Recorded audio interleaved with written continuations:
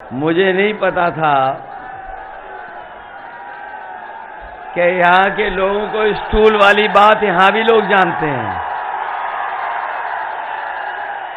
ये स्टूल वाली बात क्या है भाई?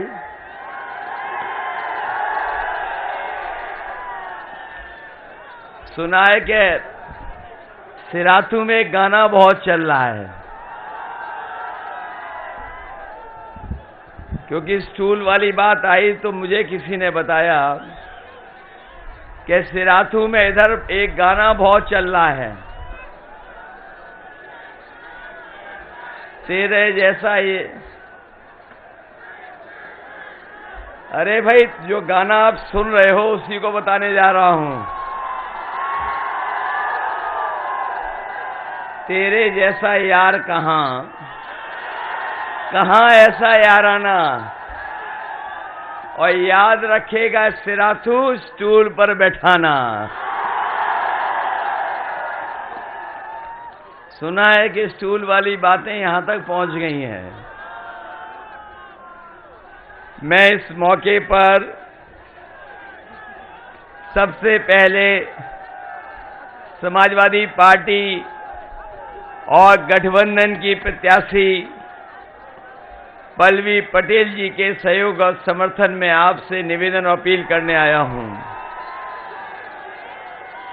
हमारे साथ मंच पर समाजवादी पार्टी के वरिष्ठ नेता, राष्ट्रीय प्रमुख सचिव इंद्रजीत सरोज जी, यहां पर मंच पर समाजवादी पार्टी के जिलाध्यक्ष दया शंकर जी, मंच पर उपस्थित मस्तेश चंद सोनकर जी, राम सजीवन निर्मल जी, आनंद मोहन पटेल जी, कैलाश चंद केशरवानी जी, पार्टी के हमारे महासचिव और बहुत ही पुराने नेता मौला मख जी, पूर्व अध्यक्ष माजिद अली साहब, असरफीला शास्त्री जी, भानु प्रताप यादव, रामकरण निर्मल, समाजवादी पार्टी के लोहिया भानी के प्रदेश अध्यक्ष, बिम्बित साहू जी, अनुज यादव, मान सिंह यादव एमएलसी जी,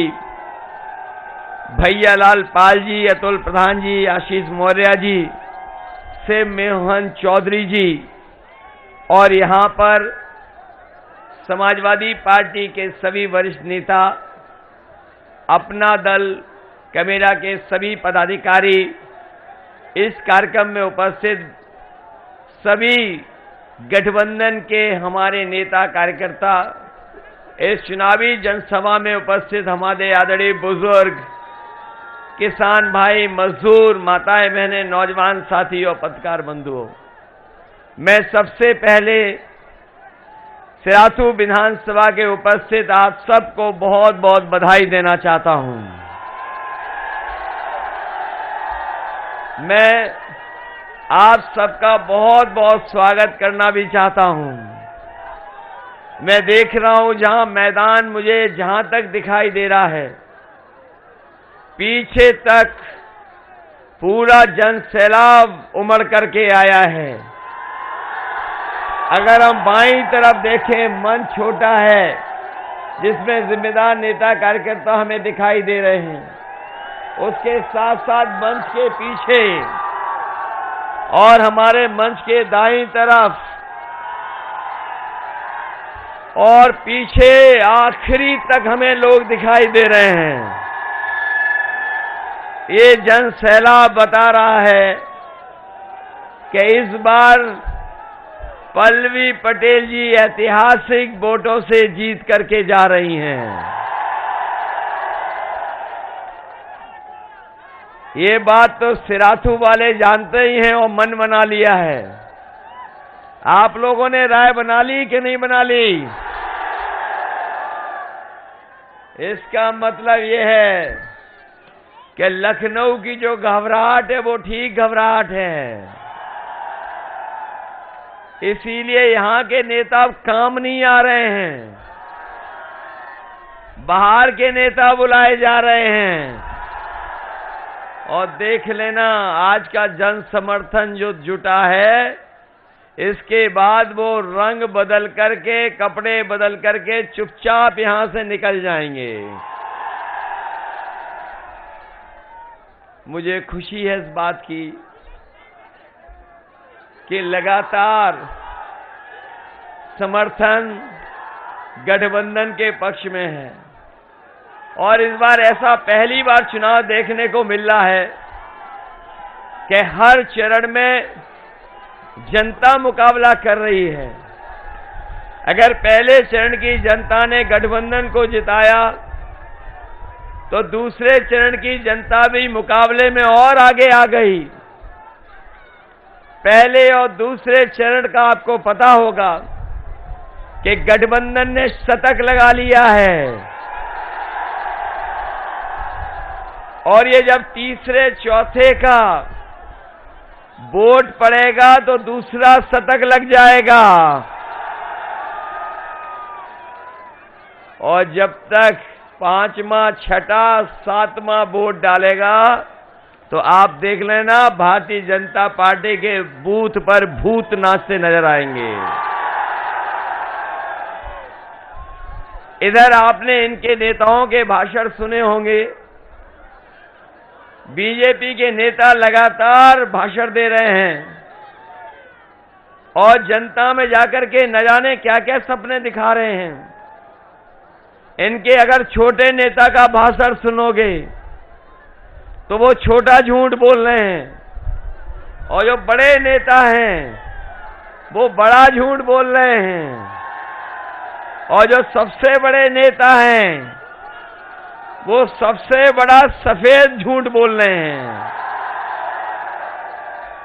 बताओ ये झूठ बोलते हैं कि नहीं बोलते हैं? याद है इन्होंने कहा था कि किसानों की आय दोगुनी हो जाएगी। हमारे किसान भाइयों, हमारे किसान भाई के परिवार के बेटों, बताओ आपकी आय दोगुनी हो गई कि नहीं हो गई? और अगर आपने धान पैदा किया होगा, जब धान तैयार हो गया और जब आप बेचने के लिए गए होंगे तो बताओ धान में लूट हो गई कि नहीं हो गई? कहीं खरीद केंद्र बने थे जहां पर धान खरीदा गया हो? हमारे किसानों का धान नहीं खरीदा गया। अभी जो खाद लेने गए थे, बताओ स्टूल वाले जो मुख्यमंत्री हैं, खाद कितनों को मिल गई? न डीएपी दिला पाए और जो कहते थे कि हवाई चप्पल पहनने वाला हवाई जहाज में चलेगा, डीजल की कीमत कहां पहुंच गई? पेट्रोल 100 से पार हो गया कि नहीं हो गया? 100 पार हो गया। और देख लेना अगर कहीं ने मौका मिल गया तो आपका पेट्रोल 200 रुपए लीटर बिकेगा। महंगाई बढ़ा दी कि नहीं बढ़ा दी? और जब खाद की बोरी लाए होगे तो उसमें 5 किलो की चोरी हो गई कि नहीं हो गई? एक बाबा मुख्यमंत्री हैं जो कह रहे हैं कि गर्मी निकाल देंगे। सुना होगा आपने, जब से पहले चरण का चुनाव हुआ है भारतीय जनता पार्टी के नेता ठंडे पड़ गए हैं और जैसे जैसे चुनाव आगे बढ़ा है दूसरे और तीसरे चरण में इनके नेता कार्यकर्ता सुन्न हो गए हैं और जब यहां के सिराथू के लोग वोट डालेंगे, बुंदेलखंड के लोग वोट डालेंगे, यही लोग शून्य रह जाएंगे, शून्य। ये गर्मी निकालने वालों को इस बार नौजवान जवाब देने जा रहे हैं। नौजवानों बताओ आपको नौकरी मिली कि नहीं मिली? सेना में भर्ती निकली कि नहीं निकली? और हमारे बीएड टेट वाले जानते होंगे कितने साल से भटक रहे हो। शिक्षा मित्र भी दिखाई दे रहे हैं, 69,000 वाले भी हमें दिखाई दे रहे। समय समय पर लाठी खाए, संघर्ष किया, जेल गए, लेकिन बताओ 5 साल आपकी मदद हुई कि नहीं मदद हुई? 5 साल आपने खो दिए हैं। क्या आप 5 साल और खोना चाहते हो? 5 साल और तो नहीं खो दोगे। इसलिए समाजवादी पार्टी ने तय किया है कि जो गर्मी निकालने की बात कर रहे हैं, समाजवादी सरकार बनेगी तो नौजवानों के लिए फौज में, पुलिस में और 11 लाख जो पद खाली हैं उसमें भर्ती निकालने का काम और नौकरी देने का काम समाजवादी लोग करेंगे।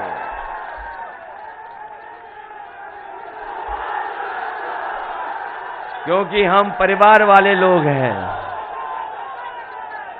हम लोग दुख तकलीफ जानते हैं कि परिवार का अगर एक बेटा खाली बैठा है तो उस परिवार पे क्या क्या गुजरता होगा। परिवार में अगर महंगाई हो जाती है तो हम जानते हैं परिवार की गृहस्थी नहीं चल पाती है। और जिस समय लॉकडाउन लगा था, ये सड़क पर आपने देखा होगा मजदूर भाई चलते चलते अपने घर पहुंचे थे। लॉकडाउन के समय पर हमारे मजदूर भाई जो गुजरात से, महाराष्ट्र से, दूसरे प्रदेशों में काम कर रहे थे, पैदल पैदल अपने घर पहुंचे थे। अपने घर परिवार को संग लेकर के, छोटे छोटे बच्चों को लेकर के, और जो बच्चे पैदल नहीं चल पा रहे थे उन्हें गोदी में लेकर के पहुंचे थे। आपको याद है कि नहीं याद है? यही सरकार थी। और जब कोरोना आया, बीमारी आई, उस समय जब बीमारी आई कोरोना की, उस समय जिस समय सबसे ज्यादा गरीब को, किसान को दवाई की, अस्पताल की जरूरत थी और ऑक्सीजन की जरूरत थी, बताओ ये सरकार क्या ऑक्सीजन दे पाई थी? और आपके बगल में गंगा मां बहती हैं। इलाहाबाद के लोगों ने देखा होगा कि किस तरीके से न केवल इलाहाबाद में लाशें बह रही थीं, बनारस में, गाजीपुर में, और यूपी की लाशें बहकर करके जाकर के बिहार में, बक्सर में मिली थी जाकर के। क्या वो बातें आप सब भूल गए हो? ये बातें मैं इसलिए कह रहा हूं कि जिस समय सबसे ज्यादा गरीब को जरूरत थी सरकार की, उस समय अगर किसी ने अनाज छोड़ने का काम किया था तो भारतीय जनता पार्टी की सरकार ने गरीब जनता को अनाज छोड़ दिया था। इसलिए हम आपसे कहना चाहते हैं कि ये 22 का चुनाव कोई छोटा चुनाव नहीं है। ये चुनाव उत्तर प्रदेश के भाग्य को बनाने का चुनाव है। जो लोग बातों को समझते होंगे, जिन्होंने पिछले कार्यकाल भारतीय जनता पार्टी का देखा है, वो जानते होंगे कि ये लोकतंत्र और संविधान बचाने का भी चुनाव है। ये बात तो जानते होगे कि नहीं जानते हो? इसलिए मैं आपसे कहना चाहता हूं, लोकतंत्र बचाओगे कि नहीं बचाओगे? संविधान बचाओगे कि नहीं बचाओगे? और यहां के जो प्रत्याशी हैं, जो बीजेपी के नेता हैं, जो स्टूल वाले मंत्री हैं, बताओ स्टूल वाले मंत्री ने धोखा दिया है कि नहीं दिया है सराथू की जनता को? मैंने सुना है कि बहुत सड़कें बनाई यहां पर, कोई चौड़ी सड़क नहीं बनाई। तो इसका मतलब गड्ढे में सड़क बनाई होगी। ये तो कमाल के हमारे स्टूल मंत्री थे, जिन्होंने सड़कें बनाई और पीछे पीछे सड़क उखड़ती चली गई। और याद होगा आपको, वो समय भूल गए कि एक सड़क का उद्घाटन करने कोई पहुंचा, सड़क बनके तैयार हो गई थी और जब नारियल लेकर के उसका उद्घाटन होने को गया और जब नारियल सड़क पे फोड़ा गया, नारियल नहीं फूटा, सड़क टूट गई। ये कैसे स्टूल मंत्री हैं? कौन से स्टूल पे बैठते हैं?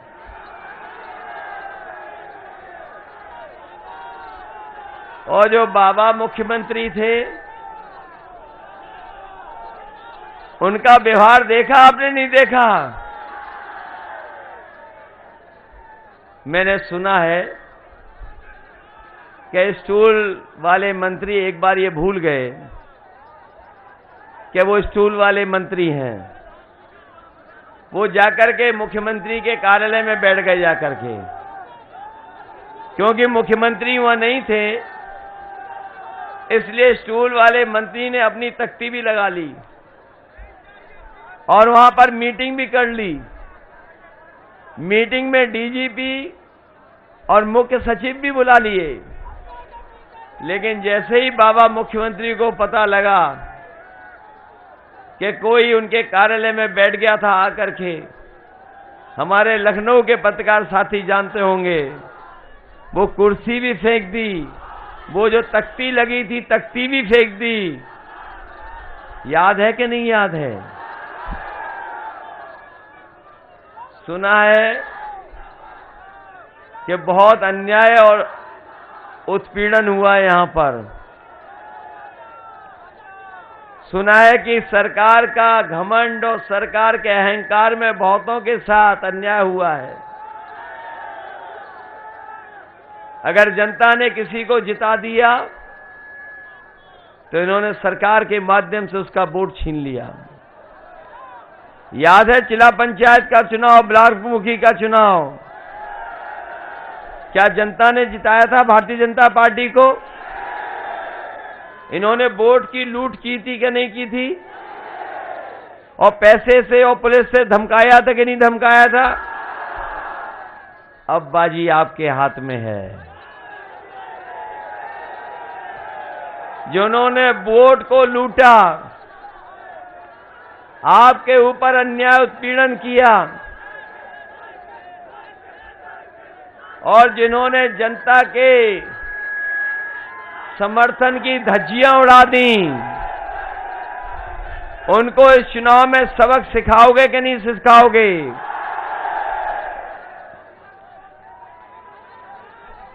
ये लगता है सिराथू की जनता तो एकदम मन बना के बैठी है। और हमारे मंजनपुर विधानसभा के लोग भी यहां पर हैं। ये तो लगता है इस बार पूरा का पूरा जिला समाजवादी होने जा रहा है।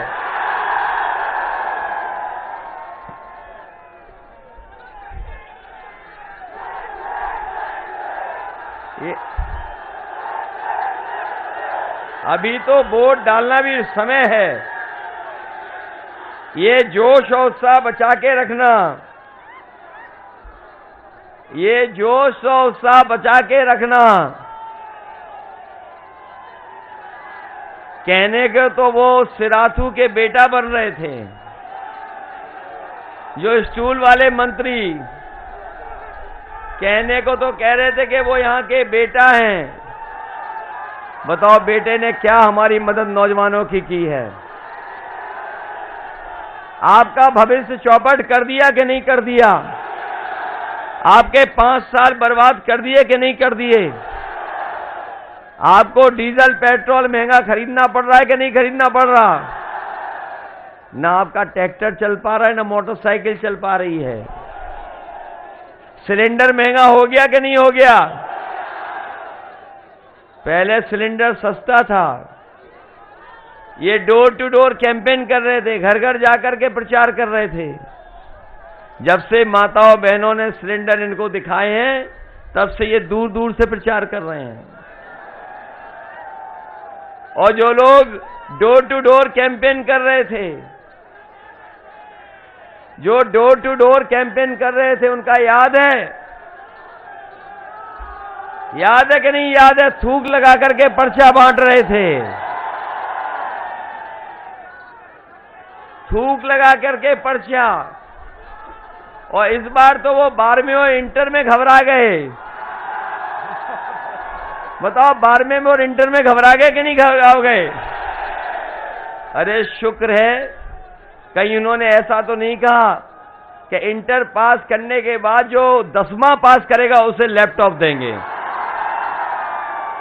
और जब से ये बयान लोग सुन रहे हैं, लोग लैपटॉप वाला बयान जो ये वाला था, जब से ये सुन रहे हैं तब से लोग लोटपोट हो जा रहे हैं कि बताओ 12वीं के बाद जब इंटर कर लोगे तब आपको लैपटॉप मिलेगा। शुक्र है इस बात का कि उन्होंने ये नहीं कहा कि इंटर के बाद जब 10वां पास कर लोगे तब आपको लैपटॉप मिलेगा। और हमारे बाबा मुख्यमंत्री ने तो बहुत बांटे, लखनऊ में स्टेडियम में भर करके बांट दिए सबको। बताओ कौशाम्बी, ये सिराथू और मंजनपुर के नौजवानों, आपको लैपटॉप मिल गया कि नहीं मिल गया? सुना है उन्होंने स्मार्टफोन भी बांटा।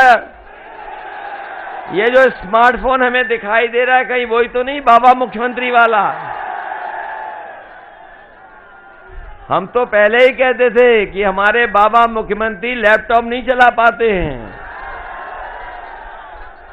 और मुझे नहीं लगता कि ये स्टूल वाले मंत्री भी चला पाते होंगे।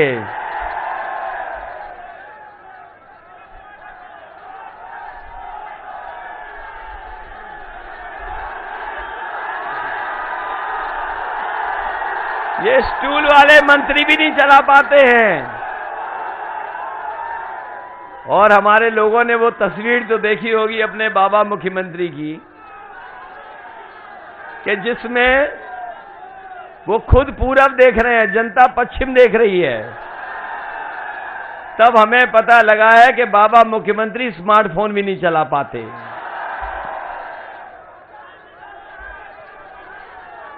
क्या स्मार्टफोन चला लेते हैं कि नहीं चला पाते हैं? इधर हमारे बाबा मुख्यमंत्री जो हैं, जो खुद पैदल पैदल हो गए हैं, जो बाबा मुख्यमंत्री हैं जो खुद पैदल पैदल हो गए हैं, जो खुद पैदल हो गए हैं, तो बताओ वो स्टूल वाले मंत्री को क्या देंगे? जो खुद पैदल हो गए हों वो स्टूल वाले मंत्री को क्या देंगे? और इधर मैंने सुना है कि जहां भी जा रहे हैं हमारे बाबा मुख्यमंत्री वो ये कह रहे हैं कि हम 12 बजे सो के उठते हैं। और जब से उन्होंने मुझे कहा है कि 12 बजे सो के उठता हूं, तब से हमने भी नजर रख ली है अपने बाबा मुख्यमंत्री के घर पर। और इधर जब मैं देखता हूं कई बार शाम को, तो वहां से धुआं उड़ता नजर आता है। और अभी कुछ दिन पहले मैंने देखा कि पुताई वाले कुछ जा रहे थे। मैंने पुताई वालों को रोका कि कहां जा रहे हो? तो उन्होंने बोला कि हम मुख्यमंत्री आवास में जा रहे हैं, वो जो काले धुएं के धब्बे लग रहे हैं उसको मिटाने। तो इसका मतलब बाबा मुख्यमंत्री जा रहे हैं कि नहीं जा रहे हैं? जो धुएं के धब्बे अभी मिटाने लगे तो इसका मतलब उनकी सरकार बनने वाली नहीं है। और कुछ लोगों को पता होगा कि 11 तारीख की उन्होंने टिकट बुक कर ली अपनी गोरखपुर वाली। इसलिए ये जो स्टूल वाले मंत्री हैं, यहाँ के जो बेटा बन रहे थे, उन्होंने धोखा दिया कि नहीं दिया? इसलिए समाजवादी पार्टी ने इस जिले की बहू को उतारा है आपके बीच में। बताओ बहू का सम्मान करोगे कि नहीं करोगे? और हम आपको भरोसा दिलाते हैं, जब हम सरकार में थे तो कहीं काम में भी हमने इस जिले को पीछे नहीं छोड़ा होगा। हमसे किसी ने सड़क नहीं मांगी मुख्यालय जोड़ने के लिए। मैंने चौधरी वाली सड़क से इसका मुख्यालय जोड़ने का काम किया। अगर उससे पहले किसी ने काम किया होगा इस जिले के विकास को आगे बढ़ाने का काम किया होगा, तो आपके दूसरे प्रत्याशी हैं जो इंद्रजीत सरोज जी हैं, इन्होंने इस जिले का विकास करने का काम किया होगा।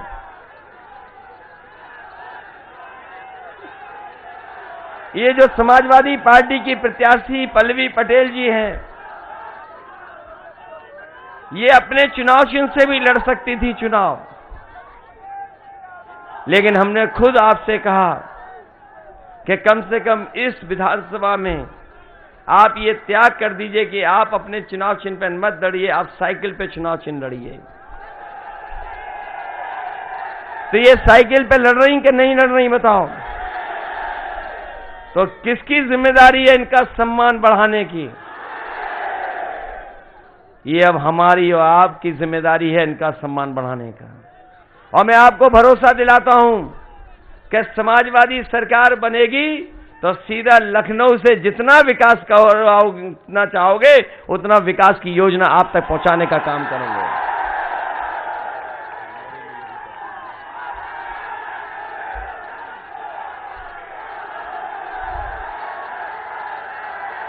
आपको ये भरोसा है कि नहीं है? और मुझे वो समय याद है जिस समय हम पार्टी को बढ़ाना चाहते थे और मैं चाहता था कि और लोग भी पार्टी में जुड़ जाएं, पार्टी के साथ खड़े हो जाएं। मुझे खुशी है इस बात की कि जिस समय समाजवादी पार्टी में शुरुआती दौर में अगर कोई आकर के समाजवादी पार्टी को बढ़ाने का काम किया और समाजवादी परिवार को बढ़ाने का काम किया तो इंद्रजीत सरोज जी और उनके साथ बड़ी संख्या में लोग आए। और जिस दिन से आप आए उस दिन से याद कीजिए समाजवादी पार्टी में लगातार लोग जुड़ रहे हैं कि नहीं जुड़ रहे हैं। इसीलिए मैंने छोटे छोटे दल जो क्षेत्रीय दल है उनको साथ लाने का काम किया। हमें अगर सुहेल देव पार्टी को लाने का मौका मिला तो ओम प्रकाश राजभर जी को भी लेके आ गए, जो आपकी प्रत्याशी है और यहां की बहू, उनकी माता जी भी आपके बगल में चुनाव लड़ रही हैं। आदरणीय राज माता जी वो भी चुनाव लड़ रही हैं, उनका भी दल आपकी पार्टी के दल के साथ जुड़ गया। स्वामी प्रसाद मौर्य जी भी आ गए। बताओ स्वामी प्रसाद मौर्य जी आ गए आपके साथ कि नहीं आ गए? दारा सिंह चौहान आ गए कि नहीं आ गए? संजय चौहान की पार्टी आपके साथ आ गई कि नहीं आ गई? और जहां से शुरुआत हुई थी चुनाव, बताओ आरएलडी ने और समाजवादी पार्टी ने मिलकर के भारतीय जनता पार्टी की खटिया खड़ी कर दी ने कि नहीं कर दी? हम लोगों ने कोशिश करके सबको स्थान, सबको सम्मान देने की नीति अपना करके सबको साथ लाने का काम किया है। मैं जानता हूं कि यहां के जो प्रत्याशी भारतीय जनता पार्टी के स्टूल मंत्री कुछ भी कर सकते हैं। ये मानते हो कि नहीं मानते हो? तो जो स्टूल मंत्री हैं, हमारे जो मुख्यमंत्री हैं, स्टूल मंत्री और मुख्यमंत्री में बनती नहीं, ये बात मानते हो कि नहीं मानते हो? वो इसलिए नहीं बनती है कि मुख्यमंत्री चाहते हैं इधर बुलडोजर चले और स्टूल मंत्री चाहते हैं यहां पर बुलडोजर चले। वो बुलडोजर वो वाला नहीं, तोड़ने वाला, सड़क बनाने वाला। मुख्यमंत्री चाहते हैं कि ठेका इनको दे दो, स्टूल मंत्री कहते हैं ठेका इनको दे दो। बताओ झगड़ा है कि नहीं है? एक सड़क उद्घाटन हुई थी, याद कीजिए, जिसमें दिल्ली से कैंची आई थी, लखनऊ से फीता गया था, जिसमें हवाई जहाज सड़क पर उतरा था, वो समाजवादियों की देन थी। जो सड़क बनी थी पूर्वांचल एक्सप्रेसवे, वो समाजवादियों की देन थी। बताओ वहां पर ये स्टूल मंत्री पहुंच पाए थे कि नहीं पहुंच पाए थे? क्योंकि ये अपना स्टूल ठीक कर रहे थे, इसलिए सड़क के उद्घाटन में नहीं जा पाए। मैंने सुना है सरकार में रहकर के इन्होंने बड़ा रुतबा पैदा किया है। हम लोग तो वैसे ही बदनाम हो गए, लेकिन सुना ये है कि इनके परिवार के लोगों ने किसी को नहीं छोड़ा। ये गुब्बारा भी कह रहा है हाँ।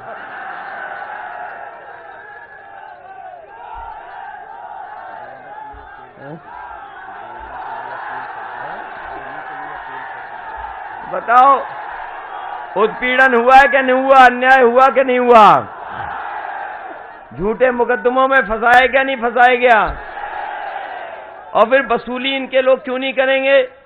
इन्होंने खुद अपना कैरियर वसूली से शुरू किया है। अरे बताओ, हम जाने न जाने दूर वाले हैं हम, लेकिन घर के लोग तो जानते होंगे इनका कैरियर तो वसूली से ही शुरू हुआ था। बताओ, कैरियर वसूली से शुरू हुआ था कि नहीं शुरू हुआ था? और काय की वसूली करते थे वो बताना पड़ेगा क्या?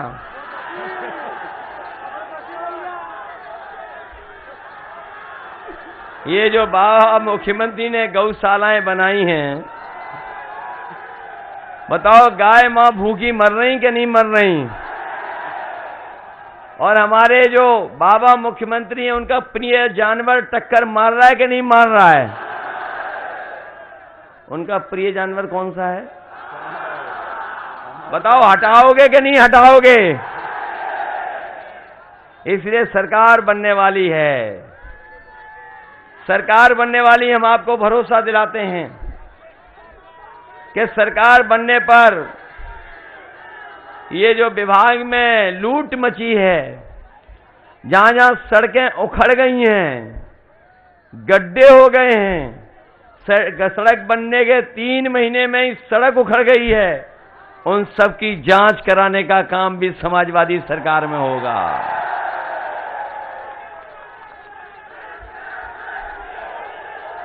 इसलिए साथियों, आपने हमारा